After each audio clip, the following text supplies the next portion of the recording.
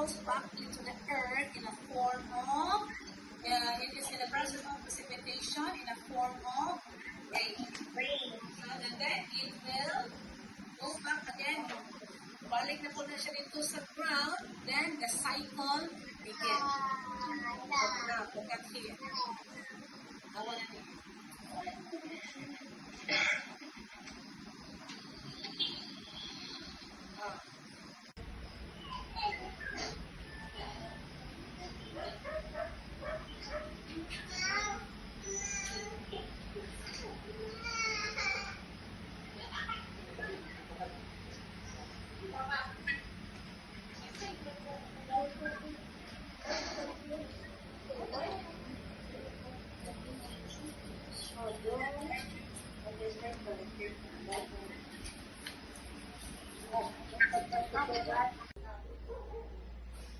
Okay, lihat lampu tanah.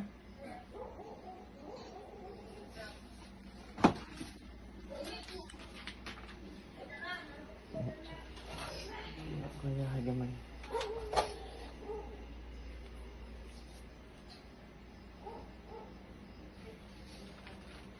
Tanah lagi kok na.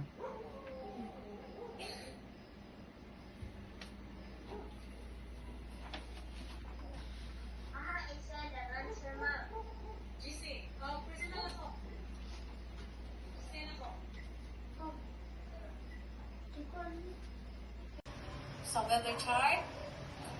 Yes, sir. So weather chart tells. Can you read, Tracy? Ang pinaka nasa about ang nasa kanang pinakaubos about ng read. Temperature, Next. wind speed, And wind direction, and cloud formation. okay, the temperature, the wind speed, and the wind direction and cloud formation, these are the weather elements. Only ang weather elements.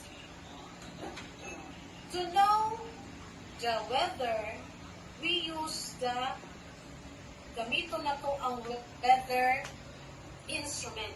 So, temperature. Kasi may gamito na to, kung mga to, weather ka na galing components or elements, mao ng temperature, kung gamit ta o kung saman. Thermo, kung gamit ta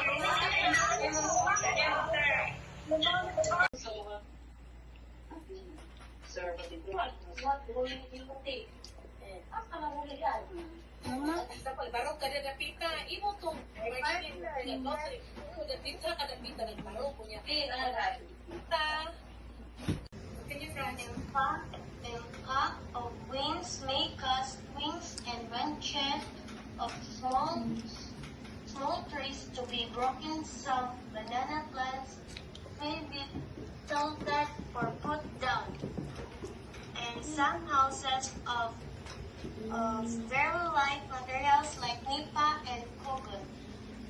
Classes and preschool levels in all public Andrew.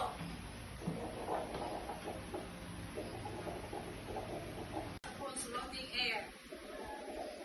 So, wala naman tayan kung maglaba, bitaw, maglaba. Ibong ka, porting inita, pero atong ilabahan, wala siya na